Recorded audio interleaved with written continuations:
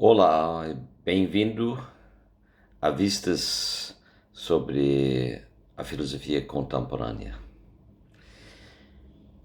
Estou oferecendo aqui uma rendição, uma versão de uma disciplina que eu ministrei durante mais de 10 anos e que sempre compôs a minha área de interesse, de pesquisa, que é a filosofia contemporânea. Certas faculdades, certos cursos de filosofia gostam de subdividir seu curso de filosofia entre filosofia antiga, filosofia moderna e filosofia contemporânea. Fazendo assim, incorremos o risco já de historicizar a produção filosófica, o pensamento filosófico, o que se apresenta como um comprometimento da filosofia com uma disposição interna a seu modo de teorização, que frequentemente entra em um conflito, se não em contradição. Gostaria, então, de dedicar esse semestre ou esse conjunto de cursos a abordar essas dificuldades internas da produção de filosofia, porque para aqueles que leem um pouco de filosofia, vocês entendem que o ideal, o objetivo de filosofia é de formular, quando sua proposta era de alcançar verdades e não justificar normas, ou seja, quando a filosofia se atém à sua dinâmica de produzir conhecimento e de produzir ciências. Na verdade, a ciência surge da filosofia, particularmente a partir do século XIX. Antes disso, não havia bases para distinguir ciência e filosofia. Houve, certamente, diferentes ciências formadas a partir de uma fonte de teorização que se prestaram a uma matematização em função dos mais recentes descobertos na matemática. Um exemplo disso, sem dúvida, é a física. Mas seria um exagero dizer que a partir da física, ou seja, a matematização de fenômenos objetivos em que o ator, o sujeito humano, não faça parte, é algo que caracteriza todas as disposições científicas que encontramos nesse campo extremamente fértil, que é a tecnologia e a pesquisa dita científica. Então, a filosofia sempre teve, desde Platão, essa orientação a alcançar uma produção que possa valer em, como se fala hoje, todos os mundos possíveis.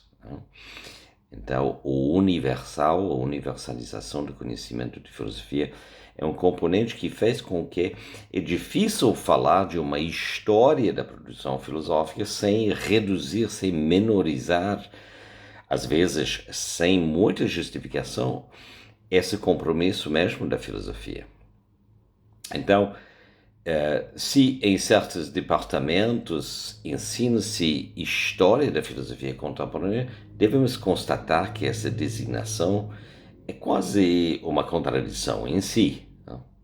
O que podemos ver e o que pretendemos trabalhar é uma visão que às vezes se chama perspectivismo, ou seja, uma abordagem não centralizada de ocupações teóricas que são definidas tanto pela própria conceptualização quanto pelo objeto que é delimitado e os princípios postulados para chegar a uma compreensão desse objeto e os parâmetros dentro dos quais esse objeto vai se desenvolvendo uma vida que seja singular a ele mesmo. Esse objeto podendo ser, na verdade, um conceito, mas também podendo ser algo da ordem de relações sociais, por exemplo.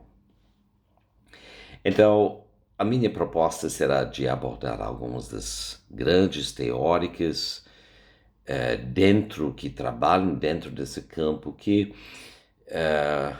a partir de uma certa necessidade precisamos então delimitar como iniciando-se ou até compondo-se no âmbito que é o contemporâneo. Então, na primeira aula, abordamos justamente o que é esse campo, o que entendemos como filosofia contemporânea, quais são os bases firmes a partir do qual é possível fazer algumas afirmações, mas quando se fala de contemporâneo, evidentemente, uma das questões a resolver também é quando inicia-se o contemporâneo em relação ao que era antes. O que era antes na filosofia era o período do moderno, ou até do moderno tardio, que cria ainda mais desafios para circundar o que acontece no âmbito do contemporâneo. Isso será o tópico de nossa primeira aula. Então, a proposta que eu estou sugerindo aqui nesse curso é de oferecer de maneira pública uma série de apresentações bastante objetivamente e elementarmente articulados de alguns dos maiores pensadores de várias tradições. Então encontraremos pensadores trabalhando na tradição da filosofia de língua alemã e da língua francesa, da língua inglesa, e também certos filósofos, digamos, ditos brasileiros, que reivindicam uma brasileiridade na filosofia, na expressão filosófica. Então, eu vou apresentar, nesse primeiro semestre, 10 aulas focados num pensador só. Esses pensadores serão Husserl, Edmund Husserl, Martin Heidegger, Simone de Beauvoir, Alain Badiou, Noam Chomsky. Isso em nossa primeira recorte. E a dimensão, digamos, de um trabalho de aprofundamento será feito na configuração de grupos ou de aulas individuais. Esses grupos, essas configurações em grupos serão pagos, assim como as aulas individuais, mas sempre haverá disponível esse componente que é, no primeiro momento, a apresentação da estrutura interna, do nexo racional, ou seja, o modelo principal a partir do qual as teorias são ampliados e teoremas são desenvolvidos. Evidentemente, na primeira aula e na segunda aula também, trabalharemos a partir de terminologia.